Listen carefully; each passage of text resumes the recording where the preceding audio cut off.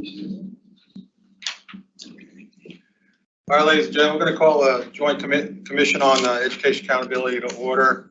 Would like to remind people, I was told that we are live streaming the whole time, so it's a live mic. So if you have any personal conversations on the side, be careful what you say. All right. We do not have a quorum at the moment, so we're going to defer approval of the minutes from the previous meeting. Quorum shows up, we'll go back to that. We have several presentations. First one will be on West Virginia Board of Education Policy 5901, regulations for alternative certification programs for the education of teachers. Ms. Melissa White, our counsel from House Education, will present. Melissa, you have the floor. Thank you, Mr. Chairman. The proposed revisions to this policy were originally filed on April 13th, 2023, and came before LOCIA. And those changes aligned employment requirements for licensure and certifications with the proposed changes to Policy 5202, which was also presented in the last meeting, by striking reference to a bachelor's degree GPA of 2.5 or higher and inserting reference to Policy 5202 and the licensure testing directory found on the Department of Education's website. The Board of Education meeting set for May 10th. At that meeting, their plan is to take this policy off public comment and to refile it for a new 30-day period to include all of the previous revisions and to make relevant provisions to House Bill 3035.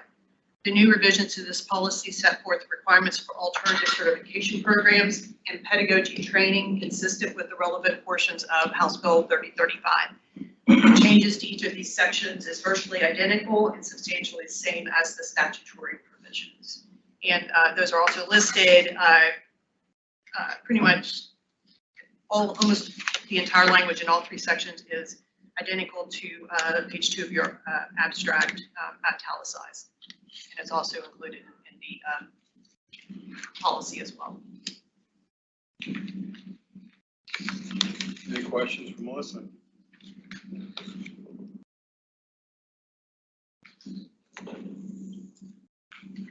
We're here tonight. Thank you, Melissa. That was an easy one.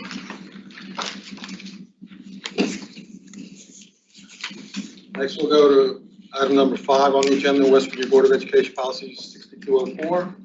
School closings or consolidations. Ms. Morgan Bias, Education Analyst from the House Education. Morgan, you have the floor.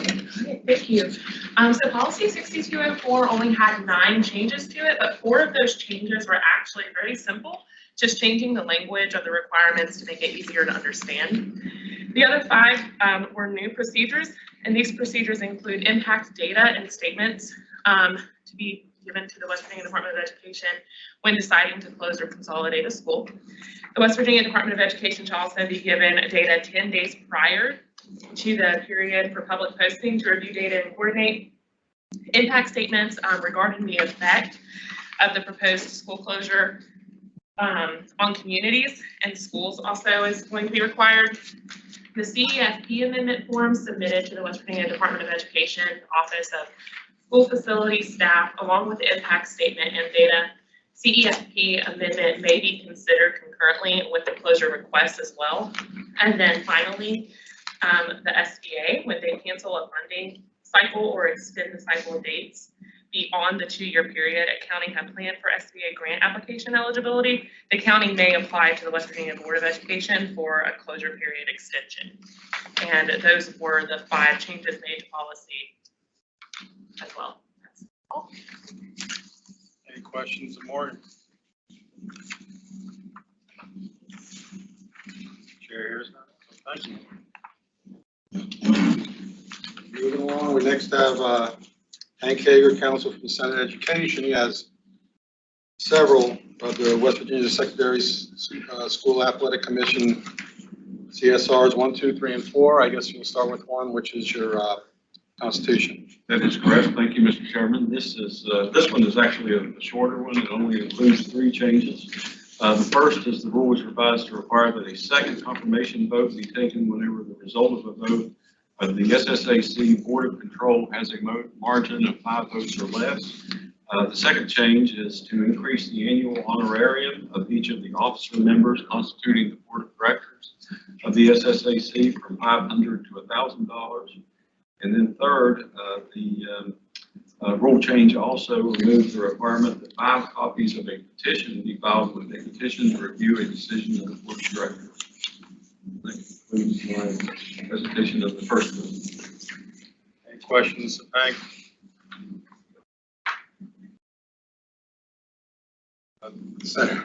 Senator from Montague, 13th. So if the Board of Control, is that that's the large board with all the representatives? Yeah, it's my understanding that the Board of Control is made up of all the principals or their designees for all the member schools. So if they have there's, I know there's like more than 100 people on that, right? I don't know how many people, but I would imagine it's quite large since it would be from every secondary school. What this says is if they have a vote and it's 65 to 60, they're okay. But if it's 64 to 60, they revote. That's correct. Yeah. Okay. And the honorarium, is that paid to everybody that's on the board? On the board of directors. Board of directors. And there are 5 board of directors members. So yeah, that's correct. Is that their annual compensation? I believe so. Is their annual compensation? Okay, thank you. Any further questions? Thank you, Hank. First one, second one is on athletics. Thank you, Mr. Chairman. This, revisions to this rule expand eligibility for participation in interscholastic athletics to students to comply with a couple of different subsections of the code that allow homeschooled students, Hope Scholarship students, and microschool and learning pod students, and private school students to participate in athletics at public secondary school, serving the attendance zone in which the student lives. The revisions also modify the requirement that a student be enrolled in the equivalent of 4 content area courses toward graduation by allowing students who are seniors just to be enrolled in classes that are necessary for graduation.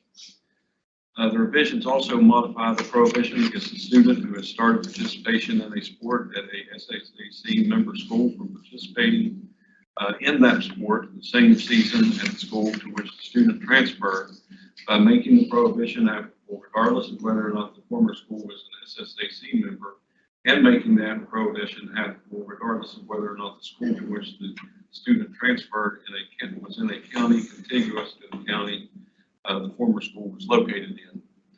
Also, as mandated by House Bill 2820, the revisions also provide that a student is eligible for a one-time transfer during grades 9 through 12 without losing eligibility. However, the rule further provides that if the transfer occurs during a season in which the student has started practice at the previous school, the student will be eligible for all sports except the sport in which the student has started practice at the previous school. Also, any transfer made outside of the scope of this rule can file for a waiver with the board of directors. The revisions also remove provisions relating to providing that a student who transfers for athletic reasons be ineligible for 365 days from the date of enrollment. Remove provisions relating to granting of immediate eligibility when a student enrolls after being released and accepted by formal actions of the county boards, which have verified that the transfer is not for athletic purposes. It removes provisions allowing the student to transfer back from school located outside the attendance zone where the student's parents reside into the member school located within the attendance zone where the parents reside. And it clarifies that a student transitioning from a feeder middle school to an assigned high school would not constitute a transfer. That concludes my the second one. Questions on that one? From 13. Most of the sports we're familiar with, high school football, basketball, baseball, they're all SSAC governed sports. In the cases in which a sport is not governed by SSAC, for example, girls lacrosse, I don't understand where the rules come from that when somebody said that you can't participate or you're not eligible because of the transfer school. Who is governing that if it's not governed by the SSAC? That I do not know, Senator. Someone else in the audience might know, but not governed by the SSAC, I'm not sure. Something I wouldn't mind the Department of Education to look into or help track down for us. I had a student in my district, had an issue of transferring schools, thought she was good to go, able to play. Then all of a sudden, hey, the rules say you can't play. I went to the SSAC. They said, we don't even govern that sport. So I'd like to maybe better understand how a sport that is not governed by the SSAC is governed. Who makes those decisions? And that's something if the folks that could help me with, I'd like to get some information on that. We can certainly look into that if no one knows.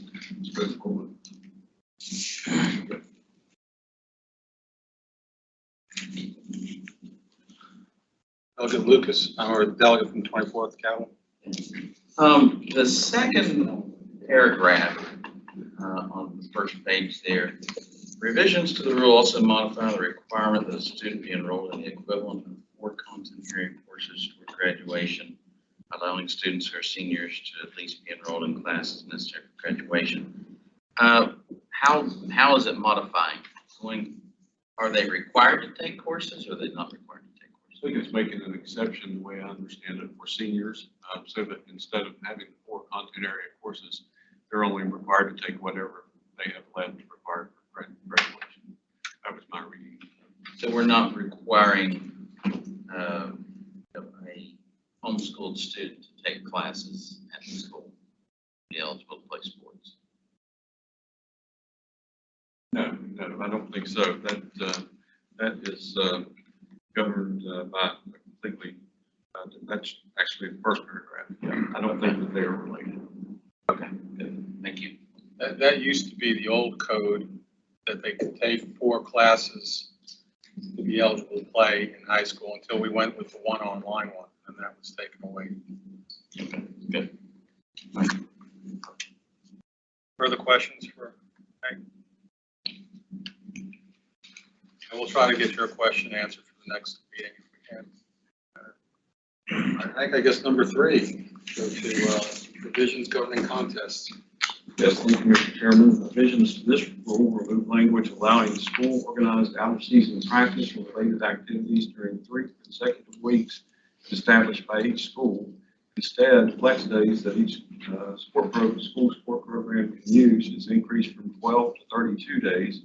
The revisions also provide that flex days must be combined with all varsity and sub-varsity sports by teams, meaning that a flex day used by sport counts for all levels of that sport per school. Also, participation is required to be open to all students, voluntary, and not required directly or indirectly for membership on a school team. Additionally, the Sunday, Saturday of July 4th and 2 weeks surrounding Christmas Day and New Year's Day is eliminated for flex day use. The revisions also allow a coach to participate in out-of-season events involving students in the same sport as the level coaching assignment, as the grade level coaching assignment, and preceding grade level once a student has aged out of the coach's assignment, meaning that a middle school student can coach an 8th grade student in the same sport after the conclusion of the season, and that a high school coach can coach an athlete once the student has completed the senior season. The revisions also combine the provisions governing classifications in high school for boys and girls basketball with the provisions governing classifications for other SSAC governed extracurricular activities. The result is that the 4th quadruple A classification for basketball is extended to other sports, and that the method of classification is established in Appendix 1 based on enrollment, location, and economics is also extended to other sports. The rule also is revised to provide that no member school can be compelled to play more than 1 class up from where it would be classified in a complete 3-class system based strictly on enrollment rather than in a 4-class system. Also, instead of providing that a member school cannot enter an event that involves travel of more than 600 miles round trip unless it occurs on days when school is not in session, the rule provides that the school can enter such an event and travel is approved by the member schools and county board. The revisions also changed the number of games basketball and softball middle school games are played from 18, including tournaments sanctioned by the SSAC, to 20, excluding tournaments governed by the SSAC. The revisions also allow middle school girls basketball teams to play no more than 3 extra games during the end of season tournament, in addition to the 20 games they are currently allowed to play, and also increases the maximum number of quarters middle school students can play per day from 5 to 6. The table establishes for high school football the equipment contact level, the earliest date for scrimmage, the date for first contest, the date the season must be completed by, is updated by removing the obsolete dates for 2022 and adding dates for 2027. A similar chart for middle school football is also updated. The revisions also allow middle school soccer teams to play no more than 3 extra games during the end of season tournament, in addition to the 14 they are currently allowed to play. The revisions also allow middle school girls volleyball teams to play no more than 2 extra dates during the end of season tournament, in addition to the currently permitted 18 playing dates. The revisions also provide that a male or female participant can participate in no more than a total of 18 weigh-ins exclusive of the state duals qualifier and state duals tournament, as well as the regional and state tournament contests between varsity, junior varsity, and the girls' junior varsity matches. Lastly, the revisions to the rule changes Index 1, which sets forth the method for determining the classification of high schools based on enrollment, location, and economics. The method is amended by removing the county's population divided by driving distance between the school and the county seat as a factor in determining the location score. And that's my explanation for Series 3. All right, thank you, Hank. That was a lot of stuff there. Makes it a lot shorter. That's good. Before we move on, I'm going to recognize the co-chair for motions, because we now do have a quorum. April 16th. April 16th. Okay. Mr. Chairman, I move the approval of the minutes from the April 16, 2023 meeting. Co-chair moved the minutes from the previous meeting. Any discussion, additions, deletions? All in favor, say aye. Aye. Those opposed, nay. As appear to have it, minutes adopted. Thank you. Now, questions on to Hank on the DSR 3.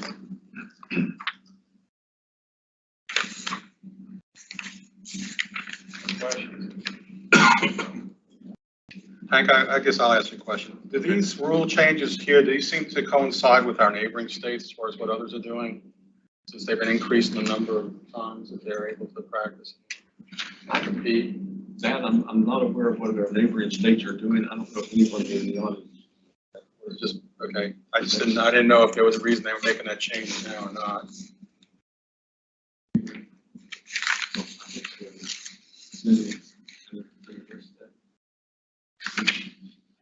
You want to address that? Sure. You can come up for a second.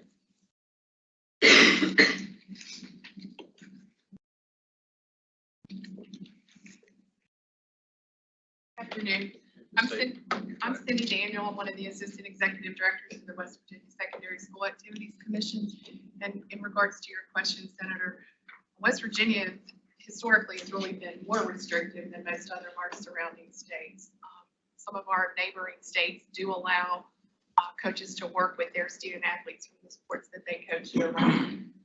Part of this change, basically, we're taking out that 3-week period and putting it into 32 days that you can use throughout the entire year, kind of give coaches a little more flexibility with their student athletes. I guess the second question I have on that would be, it had those exemptions for students going from like middle to high school, from high school to out, that the coaches could still be. Is that a common practice, or is that just saying they're allowed to coach those students in addition to their normal? Yeah, so we currently have a rule that says if you are a school coach, you cannot work with kids in the grade span from which you coach and the preceding grade level in like a non-school team. So what this is now going to allow, if say I'm an 8th grader and I play volleyball, when my season's over, when the school volleyball season is over, now that coach could work with that student because in essence, she can't be recruited to go come play because she's maxed out. Same likewise as a senior, when that volleyball player would finish her season, she would then be eligible to work with her, maybe that coach on a travel team because she's no longer available. She doesn't have any high school eligibility left, if you will. Last question I have then, since we had changes on eligibility for the Hope Scholarship students, such as the homeschooled or private schools, were some of those changes also match up with any requirements they had as far as their competitiveness? Like if a private school was competing in a different league, they had longer practice times or longer. Did these changes match up with that, or was that? No. I'm trying to look at what was driving these other changes other than. Are you talking about like some of the different, like the addition of Right, most of the additional additional ones. contests? I think that again was led and driven by our members, our principals. We have 286 members, I think, Hank earlier. Our board of control is made up of our member schools, so we have approximately 286 schools. And so each year, principals put forth proposals. We don't make one proposal in that. It's in our hands. I just didn't know if that was dictating a change, saying we need to match up with what others might have been. I think it was just to give a little more flexibility. Most primarily, they were middle school changes to give our middle school kids a couple more opportunities to participate, and also to allow them to have some additional, not count their maximum contest in their postseason play, to give them a chance to have a couple more games. And then also, since we expanded the eligibility part, do we have any idea on numbers that might be coming into the upcoming year? Not yet. We don't. Okay. We don't know yet. I believe last year we had approximately 100, maybe 180, if I remember correctly, homeschool students who participated. I believe that roughly those numbers. So we'll certainly be taking a look at it and can provide that information to you next year once we get into the new school year. Appreciate that. Any, Senator from the 3rd? The fifth. I think this has been long needed, and however, the only thing that I see that could be a problem is if you're giving more flex dates to a specific, say, between basketball or football or something like this, is there going to be a requirement by coaches that the students have to participate in a certain amount of those in order to be able to be eligible to play? And that's a great question, Senator. And I mean, that's certainly something that we try to work with our principals to say, you know, we need to be careful and not put those type of mandates on our student athletes. You're exactly right. What we're hoping that this will do right now, because we have currently we have the 3-week period in the summer and then 12 days. So what we heard a lot of our principals were saying is there's a lot of competitiveness. We're trying to get, if you're a multi-sport athlete and you only have that through, then people are pulling you. And I think to your point, sometimes it's more of, hey, you need to come to football practice instead of basketball or whatever the sports may be. This way, the hope is that because they can be scheduled throughout the year, that coaches will work together and not put those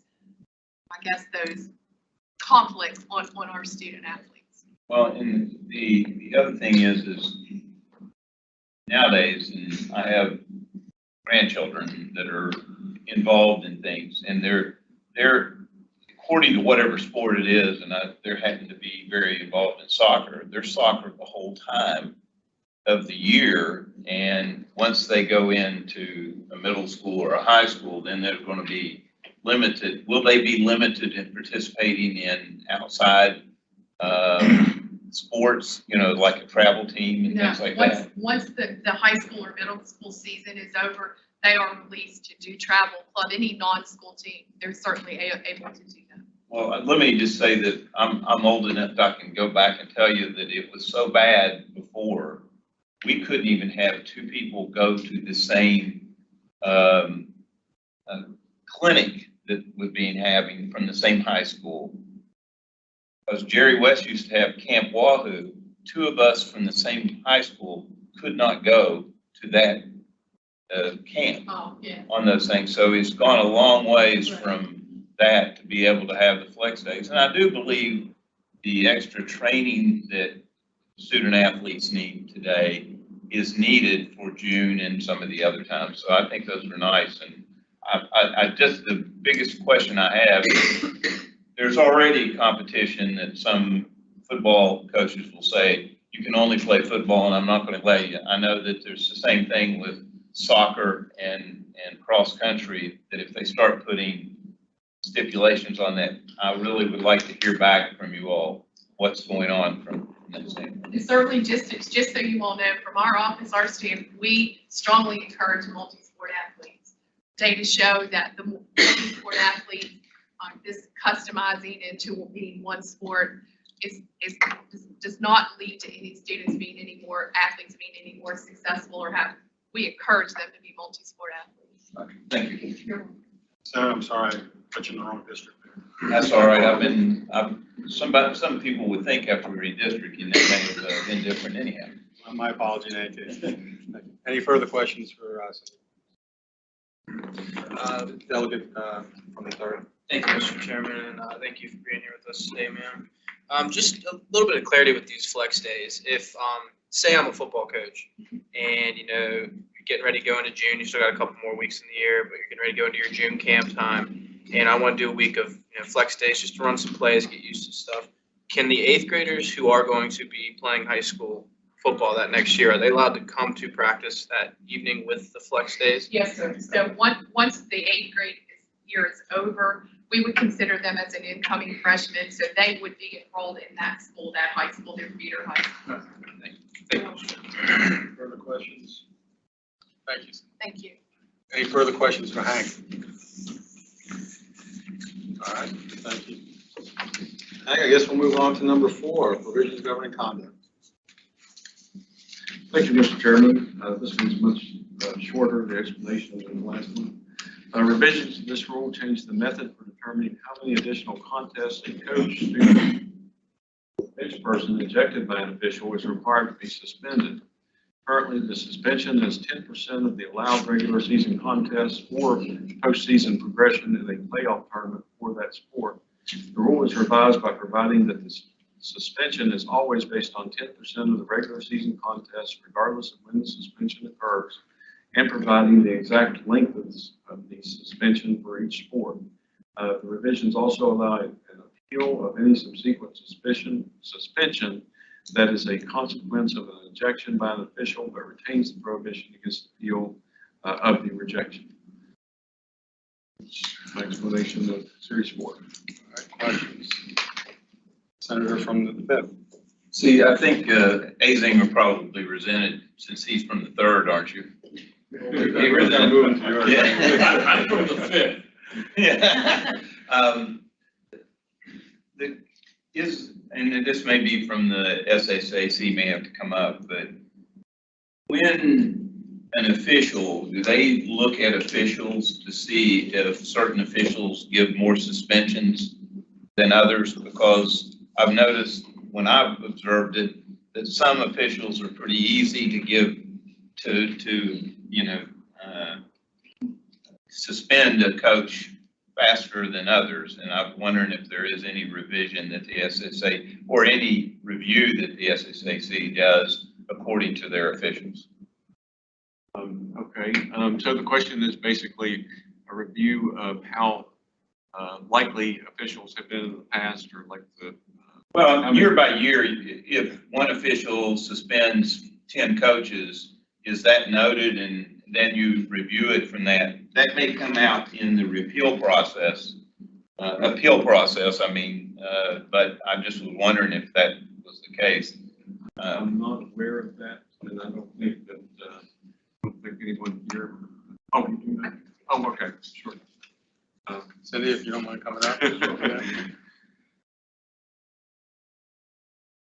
I was an SSAC coach at one time, so I've observed some of this. You had suspended 3 times? I never was suspended. So in response to your question, Senator, we do receive a special report every time an official ejects a coach or a player, they're required to submit a special report, and we get a copy as well as the principal. So yes, we do look at those. Typically, I know like this weekend, we're trying to get softball, I'm over softball, we're trying to get sectionals in. I don't know, I said I think there was a full moon because we had several coach ejections over these last couple days.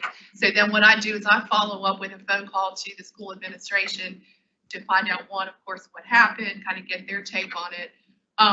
But we do look at those, and if we see that there's a pattern where we kind of get into a sticky point, or what you call it, we have to sort of be careful because officials technically are independent contractors. They don't work for us, but we certainly work with the schools. And if we feel like there's an overabundance of them, we would reach out to the official and find out what's going on. And it, could be something of maybe trying to get them more training or what it might be. Well, I mean, the cases that I've seen where a coach has been suspended, what I observed, it was very warranted. So, it's not, but I just was curious as to how you do the review of that. Yes, we do get them each time that occurs. We do get a copy. They're required, like I said, to file that special report. It comes like electronically to us. Thank you. Hang on. Senator from the second. Question, do you still get special reports on unsportsmanlike penalties in football and coaches? Yes, sir. We do. We Still get those special Yes. reports? Yes, we do. Further question? Senator from the 13th. Don't necessarily want to condone the activity that gets somebody suspended, but at the same time, I understand there's emotion involved in sports. I understand these are high school kids. So a baseball player could do something such that they were suspended from a game and then have to miss the next 3 games. So by rule, if a player or coach is ejected, the suspension, the length of suspension is equivalent to 10% of the contest in that sports season. So for baseball, softball, there's a 32-game max season, so 10%, 3.2, we round down, it would be 3 games. That 10% is just, I guess, is an attempt to sort of uniformly make it consistent with the number of contests you could play in your season. That seems excessive to me, 3 games. And there is an appeal process for that. So we can't change the ejection, but certainly if it's a student and the principal wants to appeal and feels like you said, maybe it wasn't warranted or they feel like there was extenuating circumstances, they can submit an appeal to our office. We review it. Mr. Dolan, our executive director, ultimately will make the decision to hold the 3 games, whatever it could be, or he has the ability by rule to reduce that. In fact, we just had one last week, and we did reduce it based on the information after further investigation. Mr. Chairman, are we in a position with these rules such that we could at some point during the course of this offer an amendment that we could say 10%, but not more than 2 games? Not during this part, but I think in the upcoming session that we should be able to change a rule at that time. Correct? Would that be correct? I guess you could pass a statute that was contrary to the rule. I don't think that we can amend the rule in the same way that we would like it was in higher education. Yeah, we could probably change the law later on. Unless we have a special session, then we might be able to do Yeah, it. Obviously. I don't know, it just seemed excessive with baseball as I look through the list, Yeah, all right, thank you. I've got also, if she's. Yeah. Sorry. Senator from the 5th. I have seen this happen to an athlete. The last game of the regular season in soccer, an official kicked this student out of the game for what they thought was conduct, which then kicked them out of the playoffs. And do you have an expedited process that you review that? We do, yes, sir. So again, the school administration for that student, he or she would have the opportunity to file an appeal with us. In fact, the rule says the appeal really needs to be filed within 24 hours of the ejection. So yes, it's a 24/7. We would definitely look at it immediately if such an appeal would be made. Yes. Okay, so I mean, this happened probably 15 or 20 years ago, and we thought something like that should have been looked at, and at that time it wasn't. No, we do, certainly do. Thank you. You're welcome. Further questions? Delegate from the third. Thank you, Mr. Chairman, and thank you again. Just kind of going along the same lines of this appeal process and how he said, it could affect them in the playoffs. You said it's preferred they file that within 24 hours. However, I played basketball when I was in high school, and sometimes we would have back-to-backs. So if they file an appeal, are they eligible to play the next night while it's in the appeal process? They would not be. So if it was in a case like that, we would do our very best to try to work that day between the two contests to render a decision, whether or not that appeal would be upheld or not. If let's just say we needed more information and couldn't make a decision within that 24-hour period, that student athlete would not be eligible to play that night. But then again, once maybe the next day, if we found additional information, Mr. Nolan, our office would say, well, you're not going to have to sit those 2 games. So we would, I think probably the best answer would be that we would just try to work to get it resolved before the next contest. It would be incumbent upon us to do that. Thank you. So I do find it concerning that, there could be a scenario where they win the appeal, yet they, potentially have to sit out one of the last games of their senior year because of a ref who was a little trigger happy with the technical or some situation like that. And certainly we would, like I said, we would do everything to get it rectified one way or the other within that 24-hour period. As a kid who sometimes got those technicals, I'll look out for them. Thank you, Mr. Chairman.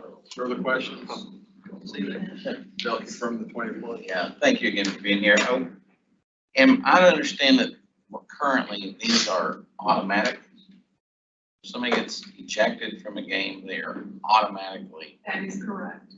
By rule, if a coach or player is ejected, then by that rule, the suspensions are as follows in that. And actually this rule, the reason this rule is out for comment is because we had to do some clarification on it. There was some confusion. We were in court recently over this particular rule. So the language really, this rule's been in existence. It's really just clarifying that 10%. It seems like, I mean, if you're playing, I played a lot of sports growing up, and you get thrown out of the game, and you got thrown out of the game, back to play the next game. I've never heard, I had no idea this was a thing. Yeah, You get thrown out of a game, you have to, like in baseball, 3 games. It's been in existence for, I can't tell you how many years, but it is the current rule. And like I said, this is out now for clarification. Cindy mentioned and considered as a question too. After the board vacation meeting on the 10th, it's up for public comment. Any of you can comment on there too. And add your suggestions and stuff. I do have a question for you too. Okay. Do you guys follow certain patterns by maybe certain officials or for certain coaches or teams or players, maybe especially going back to like tournament time at the end of the year that you have a student or a coach get suspended right before a tournament starts, and I'm hoping that doesn't happen, but do you guys look at those things just to see if there are patterns for certain people that? We do, and until we get to the state level, regionals, we are involved in the regional selections for basketball and football, but all other sports, those are local school and county decisions until we get to the state tournament. So, but yes, I think in answer to your question, sir, is if you see an official who is habitually is doing this, the school and/or county can red flag, or they can say, we request not to have this official, yes. Any further questions, Cindy? Thank you, appreciate you Thank stepping you. in. Thank you. Hank, I guess, any further questions for Hank? Questions? I guess the next part is any further business? Recognize the co-chair to make a motion to adjourn. Mr. Chairman, I move we adjourn. All right, all in favor? Aye. Aye. Opposed, nay? Ayes have it. Have a good time here, guys. Hey, Thank you.